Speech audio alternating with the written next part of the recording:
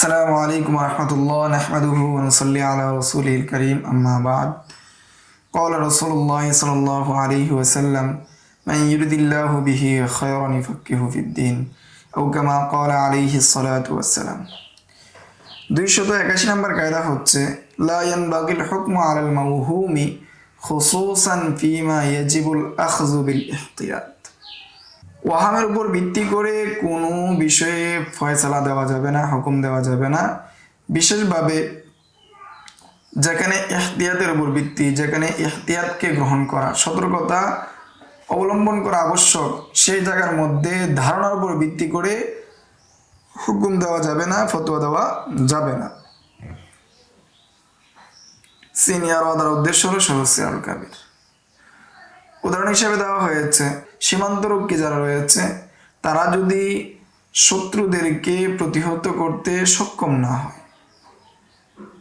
এমন অবস্থায় তারা যদি বলে যে আমরা কি মুসলমানের সাহায্য পাবো, মুসলমানরা আমাদেরকে সাহায্য করবে, এবং তাদের সমন্বিত চেষ্টার মাধ্যমে আমরা কি করব, শত্রুদেরকে প্রতিহত করব। তো যেহেতু এখানে ওয়াহাম তৈরি হচ্ছে যে আহলে সুবুর যারা, অর্থাৎ সীমান্তরক্ষী যারা, তারা সীমান্ত রক্ষা করতে পারবে না, তাদের ওই পরিমাণ সক্ষমতা নেই, সেই জায়গার মধ্যে শিশু বাচ্চা মহিলাদেরকে নিয়ে যাওয়া উচিত হবে না। কেননা এটা ওয়াহাম যে তারা কি করতে পারবে, সীমান্ত রক্ষা করতে পারবে, এটা একটা ওয়াহাম। তো ওয়াহামের জায়গার মধ্যে যেহেতু এখানে ইহতিয়াত, সতর্কতা অবলম্বন করা আবশ্যক, অর্থাৎ বাচ্চাদেরকে না নেওয়া, মহিলাদেরকে না নেওয়া এটা আবশ্যক, সেই জায়গার মধ্যে শুধু ধারণার ভিত্তিতে সীমান্তরক্ষীরা সীমান্ত রক্ষা করতে পারবে, এই ধারণার ভিত্তিতে স্ত্রী সন্তান নিয়ে যাওয়া উচিত হবে না, জায়েজ হবে না। তাহলে 281 নম্বর কায়দা আমরা পাচ্ছি লা ইয়ানবাগিল হুকমু আলাল মাওহুম খুসুসান ফিমা ইয়াজিবুল আখযু বিল ইহতিয়াত। হুকুম কি হবে না, হুকুম দেওয়া উচিত হবে না ওয়াহামের ভিত্তিতে, ধারণার ভিত্তিতে, বিশেষভাবে যখন সতর্কতা অবলম্বন করা আবশ্যক সেই জায়গায়। 282 নম্বর কায়দা হচ্ছে লা ইউনসাবু ইলা সাকিতি কওলিন লাকিন্নাহু ফি মা'রিজিল হাজাতি বায়ানুন। কেউ যখন কোনো বিষয়ে জিজ্ঞাসা করার পর চুপ থাকে, চুপ থাকার পর তার দিকে কোনো কৌল নিসবত করা যাবে না, অর্থাৎ সে যেহেতু চুপ, তাকে চুপ হিসাবে বিবেচনা করা হবে। কিন্তু যেখানে প্রয়োজন লাকিন্নাহু ফি মা'রিজিল হাজা বায়ানুন, কিন্তু যেখানে প্রয়োজন সেখানে তার কোলকে কোল হিসেবে বিবেচনা করা হবে, মানে বিবেচ্য করা হবে। মিম জিম দ্বারা উদ্দেশ্য মাজাল্লাতুল আহকামিল আদলিয়া, শিন নুন দ্বারা উদ্দেশ্য আল আশবাহ নাযায়ের, 2 কিতাব থেকে এই কায়দা নেওয়া হয়েছে।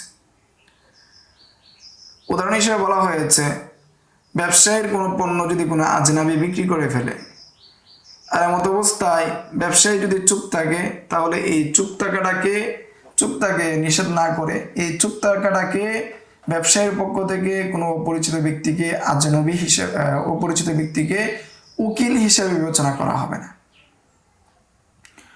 অনুরূপভাবে কোনো শিশু অথবা পাগল, এরকম দুইজন ব্যক্তি যদি কি করে, ব্যবসা করে, ক্রয় বিক্রয় করে, আর কাজী যদি চুপ থাকে, তাহলে এই কাজের চুপ থাকাটা তাদের জন্য অনুমতি হিসেবে গণ্য হবে না। আচ্ছা, মুরতাহিন যদি দেখে যে রেহেন রেখেছে, যে রাহেন যে সে কি করছে, রেহেনের মালকে বিক্রি করে দিচ্ছে, এমত অবস্থায় মুরতাহিন যে কি করেছে, রেহেন রেখেছে, আমানত রেখেছে, সে যদি চুপ থাকে তাহলে সেটা অনুমতি হিসাবে গণ্য হবে না। এটাই হলো কায়দার প্রথম অংশ লা ইউনসাবু ইলা সাকিতি কওলি, যে চুপ থাকাকে তার দিকে কৌল হিসেবে নিসবত করা হবে না।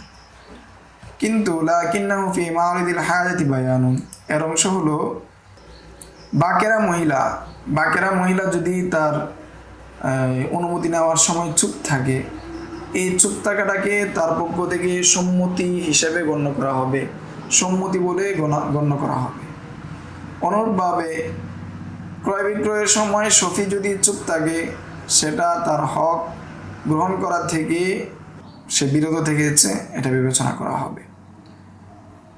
অনুরূপভাবে মুশতারিকে যদি পণ্যের দুঃসম্পর্কে পূর্বেই জানানো হয়, তারপরেও যদি মুশতারি গ্রহণ করে, তাহলে ধরে নেওয়া হবে যে সে আইবের সাথে সে সন্তুষ্ট, তার খেয়ারে আইব আর থাকবে না। এটাই হলো প্রয়োজনের সময় সে চুপ থাকলেও সেটাকে তার কুল হিসেবে বিবেচনা করা হবে, গণ্য করা হবে। 283 নম্বর কায়দা হচ্ছে, এই ছিল আরো কয়েকটি কায়দা। সামনের দর্শে আমরা বাকি কায়দাগুলো নিয়ে ধারাবাহিকভাবে আলোচনা করবো ইনশাআল্লাহ। আসসালামু আলাইকুম ওয়া রাহমাতুল্লাহ। يؤتي الحكمة من يشاء ومن يؤت الحكمة